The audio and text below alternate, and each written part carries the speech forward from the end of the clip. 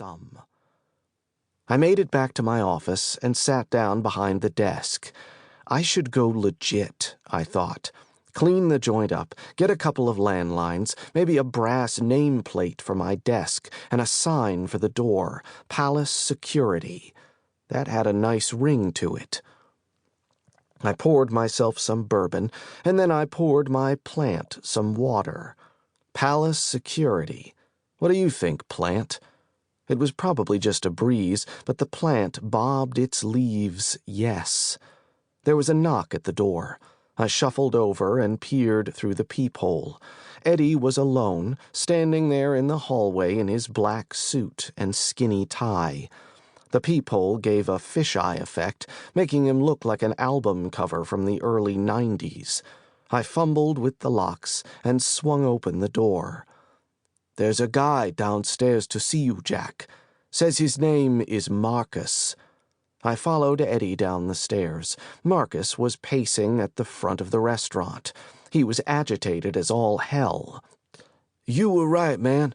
Someone trashed my apartment. They were looking for the shit, the coke.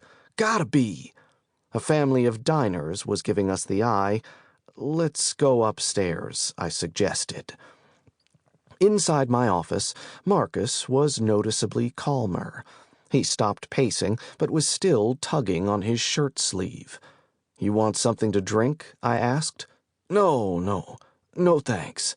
"Your place was trashed, huh? You think it was Fisher or Walter?" "I don't know, man. It's not like they left a calling card." "Do you have any security cameras?" "No." Marcus shook his head. "Nothing like that." He shuddered. "If I had been there..." Marcus looked at me, his eyes wide.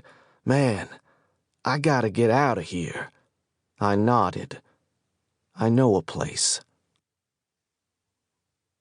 Marcus and I sat on the porch of the chief's old trailer, kicking back on the crappy plastic chairs, watching the wind ripple through the fields.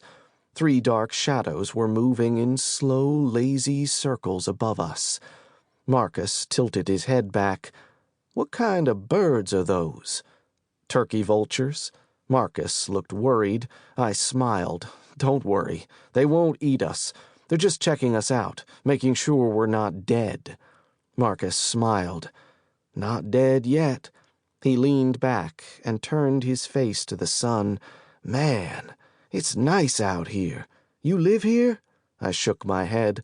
"I live in the city, but I've been thinking more and more about making a change." I squinted. "Maybe I'll open up my own security shop." Marcus nodded. "I hear that.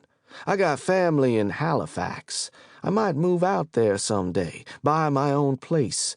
Cheaper than Toronto, that's for sure." I tilted my chin toward the trailer door.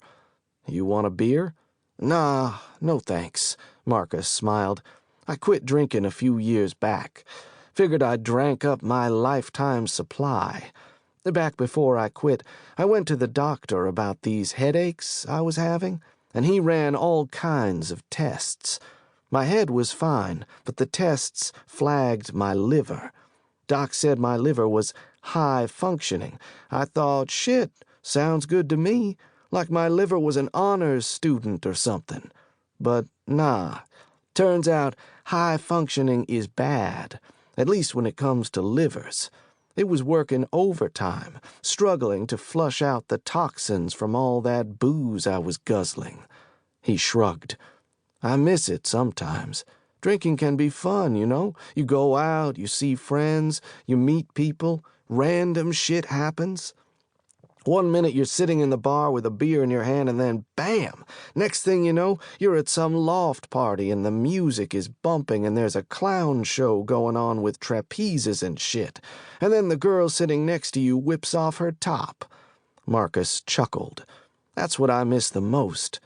The randomness. Being on the run from drug-dealing bikers is pretty random." Marcus looked down at the ground. "Yeah," he muttered.